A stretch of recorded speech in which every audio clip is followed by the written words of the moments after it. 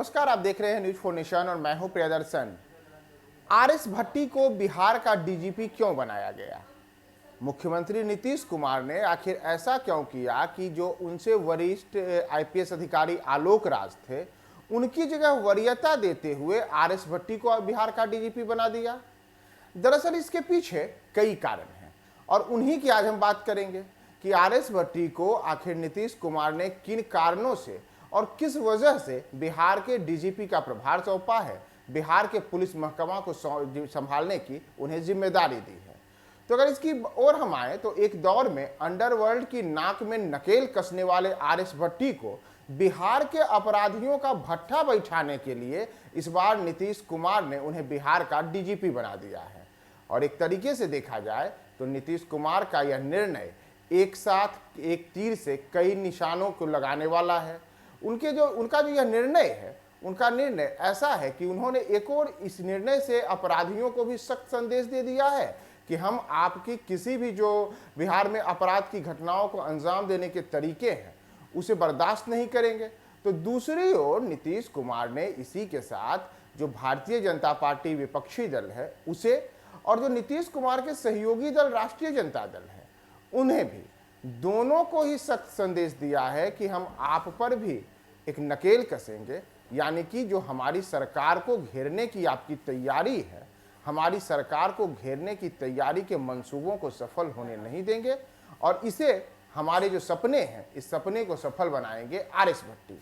और मूल रूप से देखा जाए तो नीतीश कुमार का जो यह निर्णय है, इस निर्णय के पीछे माना जा रहा है कि वे लोकसभा चुनाव वर्ष 2024 को ध्यान में रख करके ये पूरा का पूरा निर्णय लिए हैं, क्योंकि वर्ष 2024 में जब लोकसभा का चुनाव होगा तो उस चुनाव में भारतीय जनता पार्टी नीतीश कुमार को घेरेगी और एक बार फिर से राज्य में बेहतर प्रदर्शन करने के लिए राज्य की कानून व्यवस्था और शराबबंदी जो नीतीश कुमार का ड्रीम प्रोजेक्ट है, इसे लेकर के नीतीश सरकार को घेरने की कोशिश करेगी।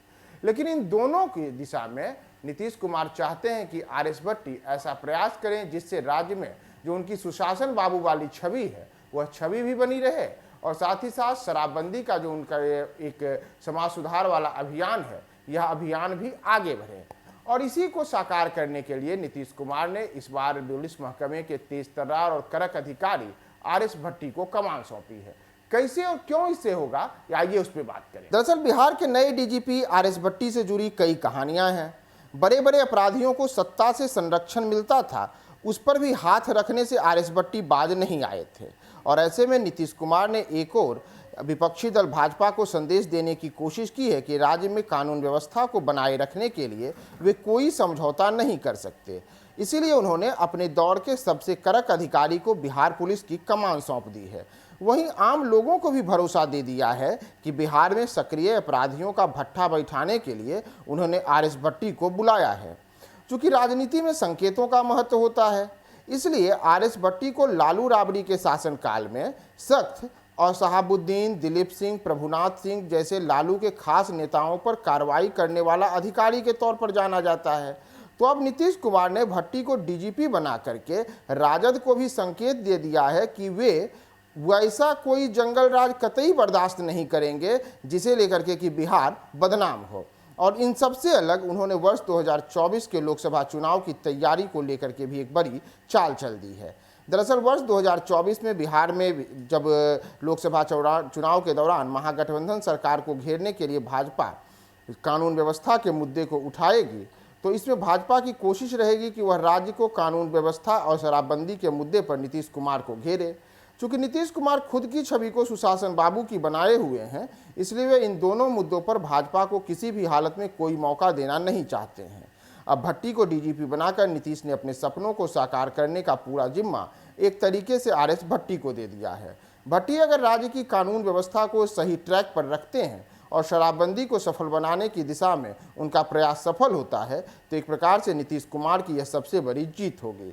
और ऐसे में मौजूदा समय में भाजपा जब इन्हीं दो मुद्दों पर नीतीश सरकार को घेर रही है, तो नीतीश कुमार के लिए मनमाफिक रहेगा कि वर्ष 2024 के लोकसभा चुनाव के दौरान आरएस भट्टी राज्य की कानून व्यवस्था और शराबबंदी को सफल बना करके बिहार में भाजपा को मुद्दा विहीन बनाने की दिशा में एक सफलता दिलाएं। और डीजीपी बनने के साथ ही आर.एस. भट्टी ने भी नीतीश के सपनों को साकार करने की दिशा में बड़ा संकेत दे दिया है। उन्होंने जब डीजीपी बने तो उसके साथ ही तमाम जिलों के एसपी को टॉप 10 क्रिमिनल्स की सूची देने को कहा है। साथ ही साथ क्रिमिनलों को दौड़ाने का आदेश दिया है, यानी कि अगर क्रिमिनल्स एक जगह बैठे रहेंगे तो वो अपराध करेंगे। इसीलिए डीजीपी ने तमाम जो बड़े पुलिस पदाधिकारी हैं उन्हें निर्देश दिया है कि आप क्रिमिनलों को दौड़ाइए, और अपराधियों की गिरफ्तारी से ज़्यादा जरूरी है कि अपराध पर रोकथाम किया जाए, यानी कि वैसे अपराधी जो अपराध करते हैं उन पर नकेल कसने के लिए हर तरीके का जो कानूनी रूप होता है वह अपनाएं और उन्हें नकेल कसें। तो देखना होगा कि डीजीपी बना करके जो नीतीश कुमार ने आर.एस. भट्टी को बिहार को संभालने का एक मौका दिया है, तो उस दिशा में अब कानून व्यवस्था राज्य की कैसी होती है, और वर्ष 2024 के लोकसभा चुनाव में भारतीय जनता पार्टी को मुद्दा विहीन बनाने की दिशा में नीतीश कुमार का यह जो प्रयास है वह कहां तक सफल होता है और उसे डीजीपी आर.एस. भट्टी कहां तक सफलता दिलाते हैं। आप तमाम अपडेट्स के लिए हमारे साथ बने रहें न्यूज़ 4 नेशन पर।